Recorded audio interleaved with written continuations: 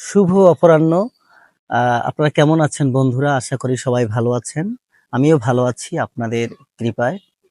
আজকে আমি যে বিষয়টা আলোচনা করতে চাচ্ছিলাম, আমরা কিন্তু অনেকেই শিশুদেরকে মানসিক টর্চারে রাখি। সে কিরকম, তুমি ক্লাসে ফার্স্ট হতে পারলে না কেন? তুমি ১০০-র ভিতর ১০০ পেলে না কেন? ৯০ বা ৯৯ পেলে না কেন? কিন্তু এই বিষয়টি আমাদের পরিহার করতে হবে। এই বিষয়টি সম্পূর্ণ ভুল। শিক্ষক প্লাস অভিভাবকদের মাথা থেকে সেই চিন্তাটা ঝেড়ে ফেলতে হবে। শিশুকে কখনো ফার্স্ট হতে হবে, তোমাকে প্রথম হতে হবে, সেই চিন্তা ভাবনা আপনারা তার মাথায় কখনো ঢুকিয়ে দেবেন না। তার কারণ শিশুকে আপনি শিখাবেন যে তুমি মূল বিষয়টা তুমি জানতে পারছো কিনা বাবা।